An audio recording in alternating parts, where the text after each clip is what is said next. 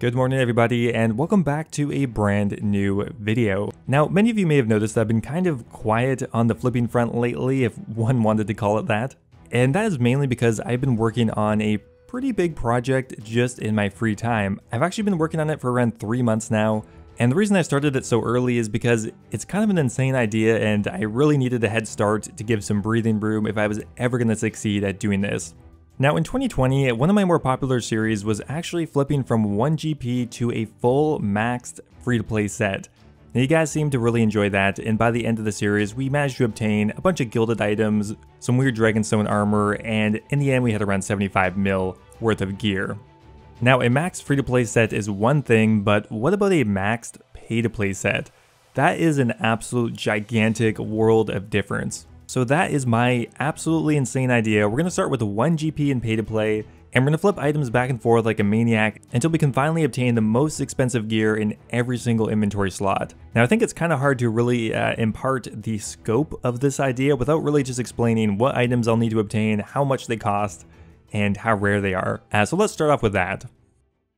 Now, when I say I'm trying to obtain the most expensive gear in every equipment slot, I think a lot of people will automatically think of, hey, the Twisted Bow, or maybe the Ancestral Robe top and bottom, the Inquisitor set.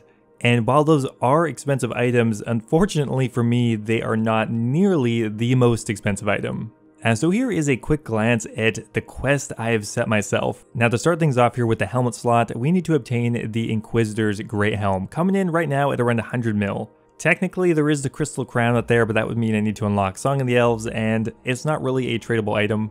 Now for the Amulet slot, we have the Amulet of Eternal Glory coming in at a reasonable 38 mil, nothing too much to say there. Now the Cloak slot, I didn't think this would be so expensive, but unfortunately driving up the price in multiple different equipment slots is the 3rd Age Druidic set, and in the Cloak slot we have the 3rd Age Druidic Cloak coming in at 750 mil, being quite expensive. Now moving down here one more level, we have the True Challenge, and that is going to involve the next 4 slots. Now for the weapon slot, something that is way more expensive than the Twisted Bow is actually the 3rd Age pickaxe. Not only is it a one-handed weapon, it also is currently valued at an incredible 2.1 bill. And what makes it a little trickier is the fact that it could actually theoretically be worth more than that. It's possible there are out-of-market trades going for more than 2.1 bill, and I have no way of knowing. My hope though is that it will fall in value by the time I actually need to purchase it, but there's no guarantee in that. Now in the center we have the 3rd Age Druidic top coming again at an incredible 2 bill for that, pretty much max cash. Okay, so after that we have the Elysian Spirit Shield, which again also has gotten more expensive lately, but at least it's a little more stable and coming in at 1 billion GP right now. Now below that we have the 3rd Age Druidic bottom coming in at 2.1 bill, again, that is brutal. Now below that we have a few reasonable items. We have the Tormented Bracelet with the Ornament Kit, only being worth around 16 mil. We have the Pegasian Boots at 34 mil, and the Ring of Endurance at 45 mil. Now the prices here are all subject to change, and if you can think of something more expensive that I have missed, let me know. Now because this challenge could be I almost said multi-generational, hopefully not. Because this challenge could go on a while, new items could be released that have a higher price tag. Some items I currently have valued here could lose a ton of value, and these items actually could change a bit. However, one of the few rules that I'm going to be setting here is once I have purchased an item, I have effectively locked in that item in the slot, so even if a more expensive item is released, I won't have to then upgrade to it later. This will kind of incentivize me to actually purchase the items as quickly as I feel like is possible, and will prevent some kind of crazy Black Swan event. Now at the current valuation, the cost of a maxed pay-to-play set is around 8.1 bill, so a very tall order. Now to make things a little bit more interesting and to fill in the final slot here, for every 10 likes I get on any of the videos in the series, I'm going to be buying 1 Onyx Dragonbolt E, which I think is the most expensive ammunition slot that isn't like a blessing because I'm not going to be able to buy a bulk amount of those. If you want to bring down just a little bit more punishment, feel free to like the video, I always appreciate it. Anyway, with all of that out of the way, let's get started. Alright guys, we are ready to get started here. The date is December 29th of 2020, time is 1:40 p.m, total bank 1 GP. Now I have a bit of gear on still right now, I just didn't feel like being naked for a year or more, that just kind of sounds wrong. Now the first item is always extremely iconic, but essentially we need to pick something that is not traded very much and already kind of cheap to begin with. Bronze items do work very well, so we're going to start off with attempting for the bronze halberd. Apparently we could sell it even for 5,000 GP, though I doubt that, but we'll give it a shot. Okay, we actually got really lucky on that one. We already bought it and it hasn't even really been an hour yet. So yeah, that's a really good start to the account. The GE med price apparently is around 450, although I don't think we're going to be that greedy. We really don't need that much money to start diversifying into some other items, so really we just kind of want a quicker sale. Okay, well we ended up getting the sale, there we go. We had to drop it down to around 100 GP, but this will probably be the only time I will get like a 9,000% return. It's all going to be downhill from here. So now we have essentially 100 times more money to work with. Now we're going to try to go buy more of the bronze halberds, but another item I actually had my eye on is one of these pre-made wormholes. An extremely obscure item, but I think we could get lucky and just snag one for almost nothing. So we're going to try buying it for around 65 GP.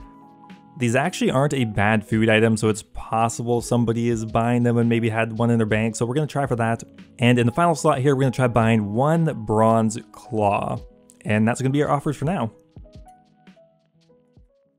Well, there we go. We ended up buying our first piece of gnome food. We ended up buying the pre-made wormhole for only 50 GP. And what's really weird about this item is, I don't know if it's like a piece of meme food or something, but it looks like somebody's buying it for around 7,000.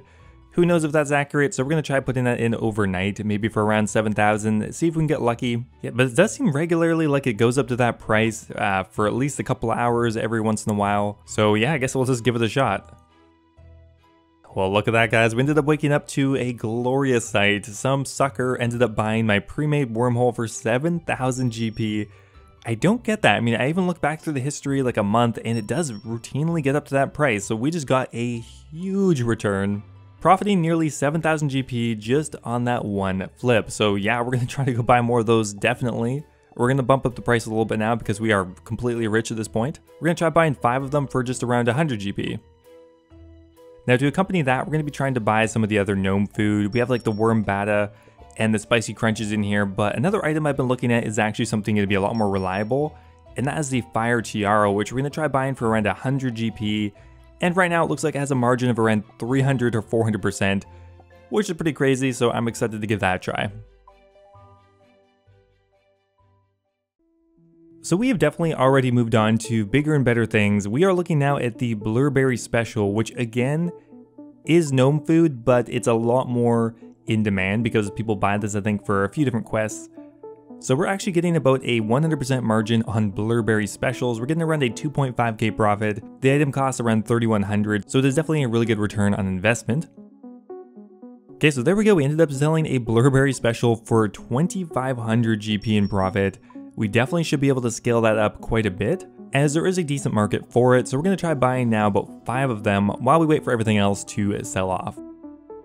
Okay, so we did end up buying all of the Blurberry Specials, but kind of a silent moneymaker on the side here is actually the Fire Tiara. The return on investment for the Fire Tiara is massive right now, and we actually ended up profiting 18.6k on all of those Fire Tiaras, which is by far the biggest flip we've done so far.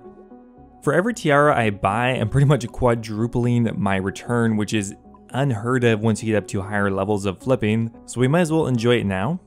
So that is by far our best item, so we're going to go ahead and buy as many more fire tiaras as we can, which looks like is around 150.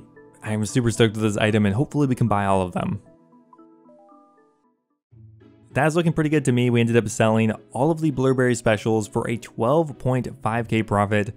Not bad for the amount of money we have right now. On top of buying a ton of fire tiaras, we ended up buying them actually for 46 GP each. I don't understand how that even happened, but someone must have somehow insta-sold them to me. Regardless, we ended up with 136 fire tiaras, which is a lot. Essentially, if we sell these off even for 300 GP, we're going to be nearly up to 100k already, just after a couple days of flipping, starting with only 1 GP. I don't think that's that bad. Now to accompany that, we're going to be buying a few other interesting kind of low-level resource items. We're going to be buying rat meat, if you can call that a resource item. Anyway, rat meat and also candle lanterns. Kind of obscure items, but they should have pretty good margins on them. Well, I've finally done it, guys. I have finally reached peak money making in old school RuneScape. We've nearly gotten a 500 GP margin on rat meat. It doesn't get much better than that. That is a massive return. We actually got about 26k in profit on the first lot of rat meat we sold off, which is absolutely massive. Now, unfortunately, we didn't really have much luck on anything else, but we're going to try a couple new items here. Starting off, it is all about experimenting. Some things are just not really going to work. Now we're going to try a really interesting item, and that is the candle lantern. There's actually 2 items that have the exact same name. As far as I can tell, the exact same sprite, but they are different. So for this candle lantern, we're going to try buying them for around 575 GP, and I think we could actually sell them for around 3 or 4 times our original price, so maybe around 2,000, which is a huge return. Not a very in-market item though. And finally here, we're actually looking at the regular short bow. We're getting around 100 GP margin on an item that is under 50, so a pretty good return on that as well.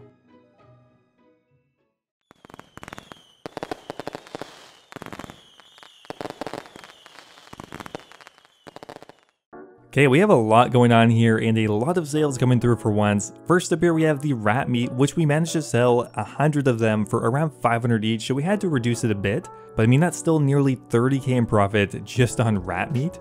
For the candle lanterns, we ended up getting a really big margin on them. Unfortunately, we didn't end up getting too many, only around 30. And we haven't even really sold them all off yet. But when we do, we'll get around 42k in profit on that item, which is really significant and a very minor investment. Now, another really good flip we just managed to pull off is on the short bow. We actually managed to get our original margin and we sold nearly 500 of them, which means we got around 50k in profit just on the short bows, which is pretty crazy. And finally here on the candles, we ended up with around a 24k profit, still very good, and that has brought us up to 216k, which is already so much more money than what we started with. We're only a couple days in, and I think we are making really good progress. Now, because in the beginning your return on items is so large, we are going to be cycling through a bunch of different ones. But of course, once we get up into the millions of GP, things are going to slow down, or at least the variety is going to slow down a little bit. Now, I am really excited for a few different items here. The king worm is looking very promising.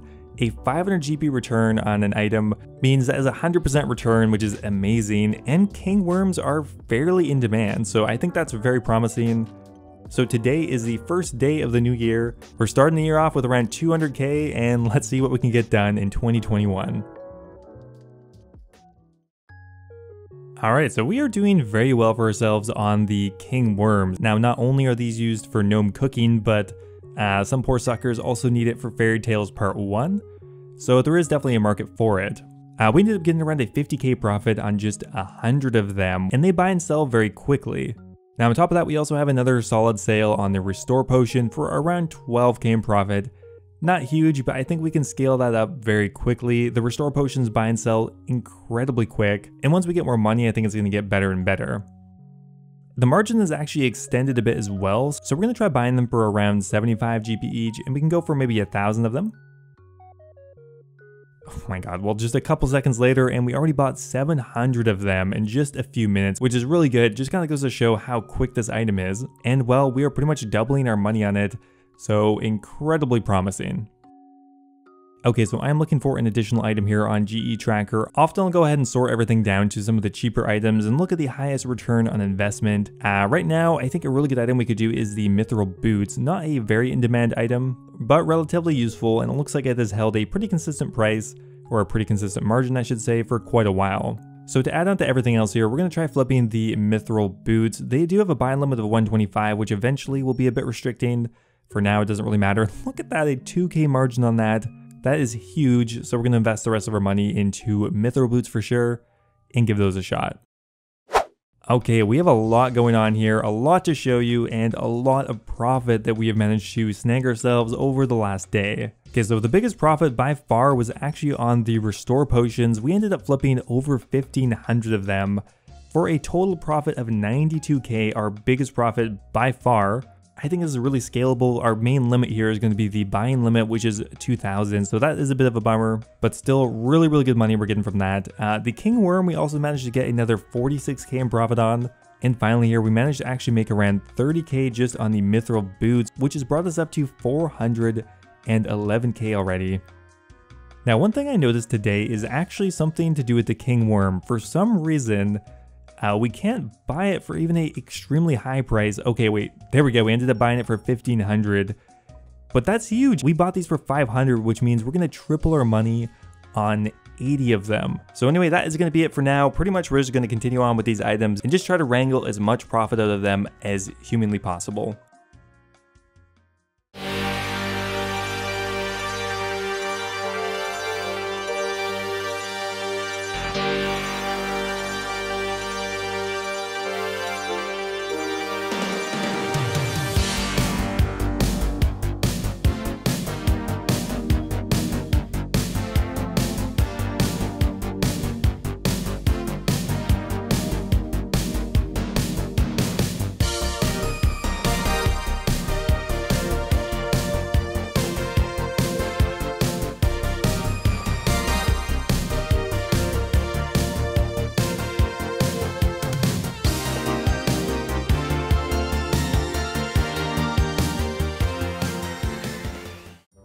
Alright guys, something definitely shady is going on here. We ended up just buying one shade robe for 1 GP each, which means there potentially could be a lot on the market with absolutely nobody buying them. And we actually ended up buying 124 shade robes for 1 GP. Weird anomalies like this can happen. I don't really know if this is going to be that worthwhile. Maybe we can sell the shade robes for a normal price. Like if we can sell them for even 300, we pretty much just made 40k in profit from nothing. Okay, well we actually ended up trying out a new item here, and that is the watermelon. 231k in profit, which means that is our best flip so far on a watermelon. Didn't see that one coming, to be honest. Now with that said, we also made another 190k in profit on the king worm. That item has just been incredible. And finally here we had another really good flip on the restore potion for around 85k in profit. Those 3 items have been making us a ton of money right now, and look at the king worm, like there's not enough people selling it. Right now it's going for 5,000 GP each, which means right now we might be able to thoroughly rip off some people doing quests, which would be good for me. Keep in mind guys, we don't have any morals here.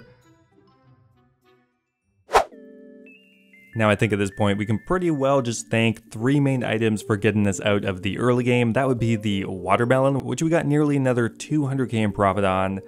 The king worm, which we actually just got 347k in profit on. Such a good item, and we just went ahead and bought so many more of them as well.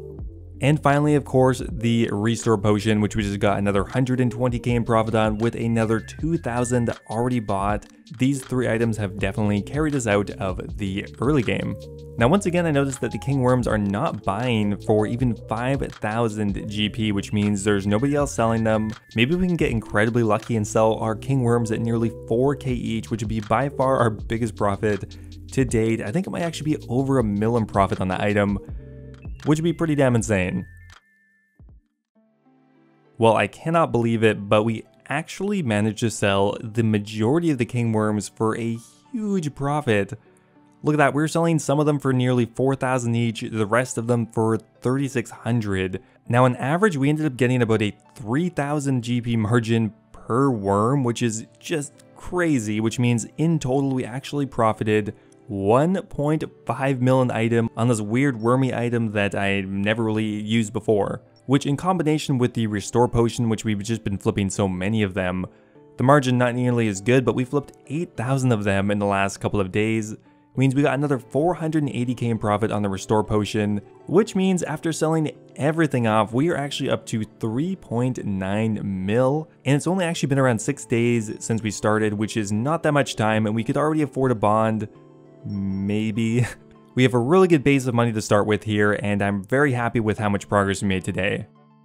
With that said though, I think that's where I'm going to end off episode number 1. So anyway guys, I really hope you enjoyed the first episode of flipping to a max pay-to-play set. Definitely going to be one of my more ambitious flipping journeys, but like I said, I have a lot of clips already stored up, and I am confident that one day we'll be able to reach our goal. So anyway guys, I really hope you enjoyed watching. As always, if you did enjoy the video, always appreciate it if you leave it a like, and I will see you in the next episode.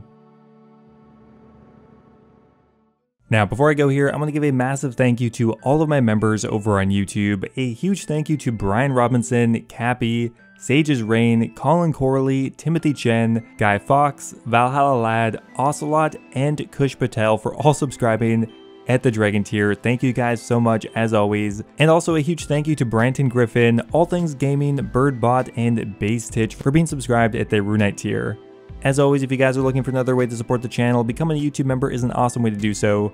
You can become immortalized in all of my future videos, get access to my video release schedule, and of course get a custom role in my Discord server. Thanks again guys, and I'll see you next time.